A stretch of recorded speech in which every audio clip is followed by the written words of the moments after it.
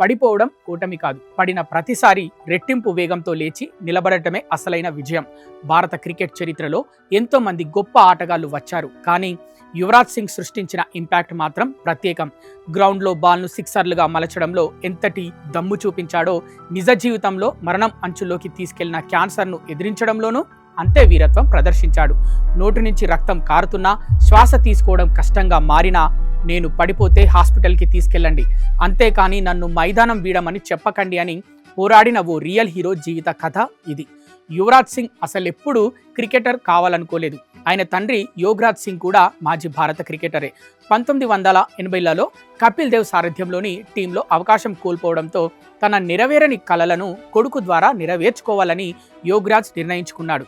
UV చిన్నతనంలో roller స్కేటింగ్లో జాతీయ స్థాయిలో గోల్డ్ మెడల్ సాధిస్తే తండ్రి ఆ మెడల్ను స్కేటింగ్ షూస్ను కారులో నుంచి బయటకు విసిరేసి, నువ్వు ఆడాల్సింది క్రికెట్ మాత్రమే అని హెచ్చరించాడు. చండీగఢ్లో తీవ్రమైన చలిలో ఉదయం 4 గంటలకే నిద్రలేపడం, గార్డెన్లో ఫ్లడ్ లైట్లు పెట్టి రాత్రింబవళ్లు శిక్షణ ఇవ్వడం ద్వారా యువిలో ఒక ప్రొఫెషనల్ ప్లేయర్కు కావలసిన కఠినమైన క్రమశిక్షణను నూరిపోశాడు. ప్రారంభంలో విమర్శలు ఎదుర్కొన్నప్పటికీ యువి తన కసిని బ్యాట్ ద్వారా చూపించాడు. కుచ్ బెహర్ ట్రోఫీ ఫైనల్లో బీహార్ జట్టు మొత్తం 357 పరుగులు చేస్తే యువి ఒక్కడే 358 పరుగులు చేసి సంచలనం సృష్టించాడు.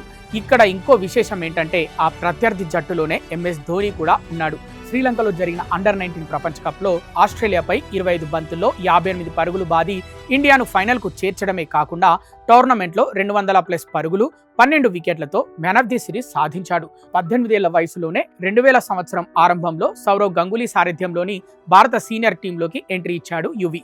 ఆస్ట్రేలియా దిగ్గజ బౌలర్లు బ్రెట్లీ, మెగ్రాత్లను ఎదుర్కొని తొలి మ్యాచ్లోనే 84 పరుగులు చేసి తన సత్తా ఏంటో ప్రపంచానికి చాటాడు. 2002లో లార్డ్స్ నార్త్ వెస్ట్ ఫైనల్లో 326 పరుగుల భారీ లక్ష్య ఛేదనలో 145 పరుగులకే 5 వికెట్లు కోల్పోయి ఓటమి అంచున ఉన్న భారత్ను మహమ్మద్ కైఫ్తో కలిసి యువి విజయం వైపు నడిపించాడు. ఇక 2007 టీ20 ప్రపంచ కప్లో ఇంగ్లాండ్తో జరిగిన మ్యాచ్ను ఎవరూ మర్చిపోలేరు. ఆండ్రూ ఫ్లింటాఫ్ చేసిన స్లెడ్జింగ్ హెచ్చరికలు యువిలోని సింహాన్ని మేల్కొలిపాయి.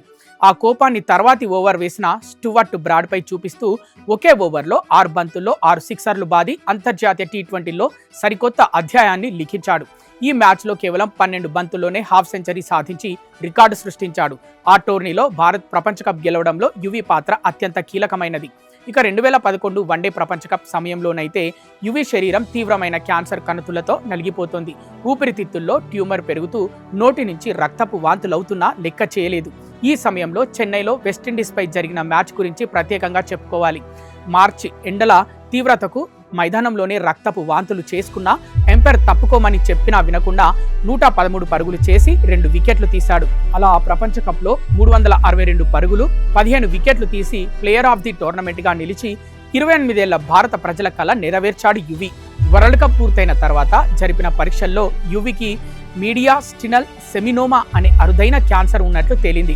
అమెరికాలో సుదీర్ఘమైన కీమోథెరపీ సైకిల్స్, తీవ్రమైన శారీరక మానసిక వేదన అనుభవించిన తర్వాత 2012 ఏప్రిల్లో క్యాన్సర్ను జయించి తిరిగి భారతదేశానికి వచ్చాడు. ఇక క్రికెట్ ఆడలేడు అన్న విమర్శకుల నోళ్లు మూయిస్తూ సరిగ్గా 5 నెలల్లోనే ఫిట్నెస్ సాధించి టీమిండియా జెర్సీ ధరించి మళ్లీ మైదానంలోకి అడుగుపెట్టాడు. 2019 జూన్ 10న అంతర్జాతీయ క్రికెట్కు వీడ్కోలు పలికిన యువరాజ్ సింగ్ నేటికి మిలియన్ల మంది యువతకు ఆదర్శంగా నిలిచాడు.